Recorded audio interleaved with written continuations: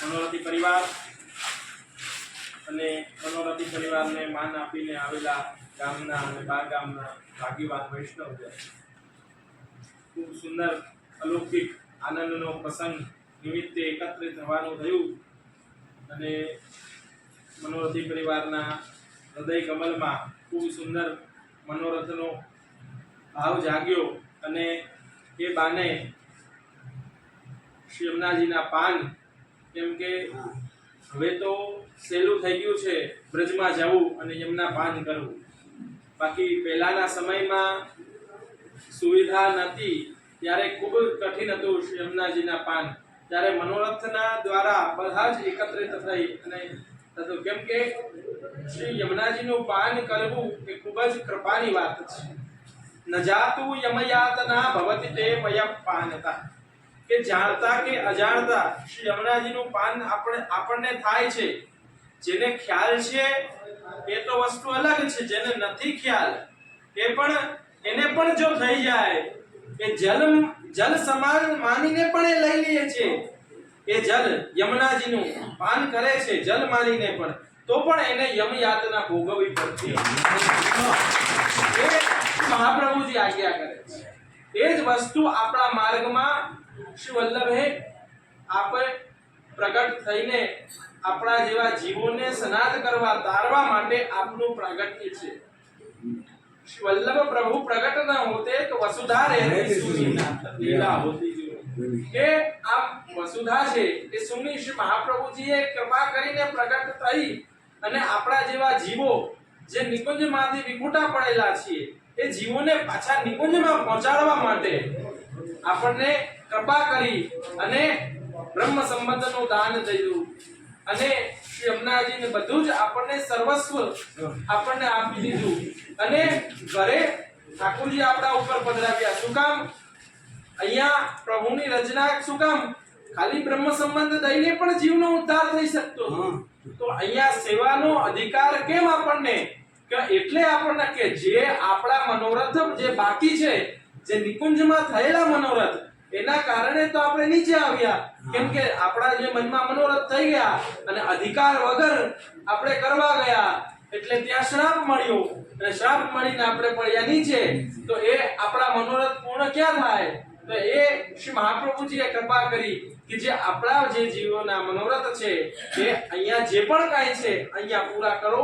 અને એટલે જ ગ્રહ સોંપ્યા નિજનાથને, કેમ કે પોતાના ધણી છે એ ઘરે ઘરે સર્વસ્વ આપનું જે છે ઘરે ઘરે મેં પધરાવી દીધું. કોઈ પોતાનો ધણી વેચે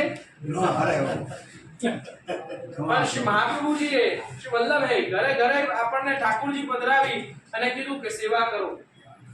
પણ કેવી રીતે? ગુરુ આજ્ઞા પ્રમાણે સેવા કુતર ગુરુ આજ્ઞા વદનમ વાહરિચ્છયા, કે સેવા ગુરુની આજ્ઞા પ્રમાણે કરશો અને આજ્ઞા મુજબ હશે, શ્રી વલ્લભના સિદ્ધાંતો મુજબ હશે તો જ એ સેવા ફલિત થાય અને પ્રભુ અંગીકાર કરે છે. કેમ કે પ્રભુ છે એ શ્રી વલ્લભથી બંધાયેલા છે, શ્રી મહાપ્રભુજીથી બંધાયેલા છે. આપણે શ્રી મહાપ્રભુજી ગુસાઈજી દામોદરદાસ સરસાણીજીની કાનીથી આ પરોપજો એમ આપણે વિનંતી કરીએ ત્યારે અરોગે આપણે એમ કરીએ કે ભાઈ મારી કાની છે અરોગે ન અરોગે, કેમ કે આપણું કાઈ છે જ નહીં. શ્રી વલ્લભની કૃપાથી અરોગે છે અને આપણો ભાવ છે શ્રી વલ્લભની કૃપાથી એ આપણનું ભાવ અંગીકાર કરે છે. પ્રભુ આપણે ગમે ત્યારે જગાડીએ ગમે ત્યારે ઓઢાડીએ આપ જાગે છે. લોકનો ધણી છે એને તો એવું કઈ જોઈએ? આપણે જે ધરીએ એ અરોગે છે, એને તો અનેક ભોગ છે. પણ આપ છે એ પ્રેમના ભૂખ્યા છે, ભાવના ભૂખ્યા છે, ભોગના ભૂખ્યા નથી. ભલે જે પણ કાંઈ આપણાથી બની આવે સ્મરણ સેવા સત્સંગ એ ખૂબ જ આ સમયમાં ખૂબ જ જરૂરી છે. આપણા જેવા જીવોને આ કલિકાલમાં ટકવા માટે ભગવદ નામ ભગવદ સેવા અને ભગવદ સત્સંગ ખૂબ આવશ્યક છે. આ વસ્તુ છૂટી જાય તો જીવ બહિર્મુખ થઈ જાય છે અને આ કાલમાં ક્યારે થઈ જાય છે, તણાઈ જાય છે, એ ખ્યાલ રહેતો નથી. એટલે જ આપણો દ્રઢ વિશ્વાસ વલ્લભના ચરણારવિંદમાં રાખવો, વલ્લભના સિદ્ધાંતોને પકડી રાખવા, વલ્લભની આજ્ઞા મુજબ ચાલવું, ત્યારે જ આપણો ઉદ્ધાર થાય પાકો. કેમ કે આપણે બ્રહ્મ સંબંધ થઈ ગયું એટલે આપણે એમ સમજી લઈએ કે ભાઈ હવે આપણો ફિક્સ આપણો ઉદ્ધાર છે. એવું નથી.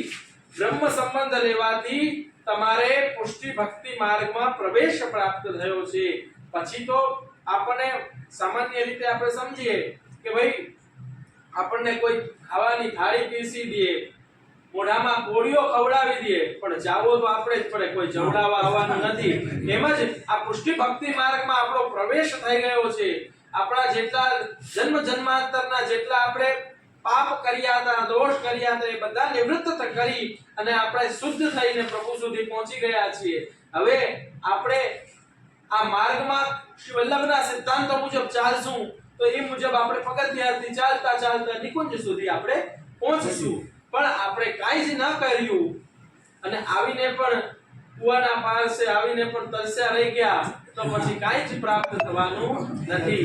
એટલે જ ભગવત સ્મરણ, ભગવત સેવા, ભગવત સત્સંગ કરો.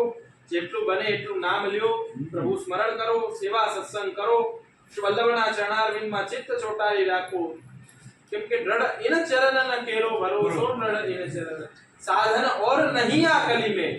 આ કલિકાળમાં બીજું કોઈ સાધન નથી શ્રી મહાપ્રભુજી સિવાય તારવા માટે, શ્રી વલ્લભ સિવાય તારવા માટે કોઈ એવું સાધન નથી બીજું.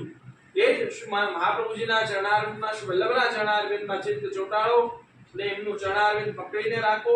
કેમ કે આ પુષ્ટિ ભક્તિ માર્ગ દ્વારાનો માર્ગ છે. પ્રભુ કેના થકી મળેલા છે? શ્રી વલ્લભ થકી મળેલા છે. શ્રી વલ્લભ થકી છે. જ્યારે શ્રી વલ્લભની કૃપા આપણી ઉપર છે ત્યારે શ્રી પ્રભુની કૃપા પણ આપણી ઉપર રહેશે.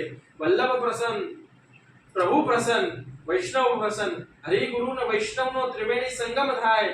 એ ત્રિવેણી સંગમ એ મનોરથ દ્વારા મનોરથી પરિવારે ખૂબ સુંદર, ખૂબ ખૂબ આશીર્વાદ છે અને ખૂબ સુંદર આયોજન અને ખૂબ સુંદર એને નવા ઘરમાં એમનાજીનો પાનનું ને બધાય ગાનનું ને ખૂબ સુંદર લાભ બધાને વૈષ્ણવોને ને પરિવારને બધાને મળ્યો. એટલે વલ્લભના ચરણારવિંદમાં એ જ વિનંતી કરીએ કે આપણી ગતિ મતિ ગતિ વલ્લભ પ્રભુના ચરણારવિંદમાં ચોટી રહે. એટલું જ કહેવાનું.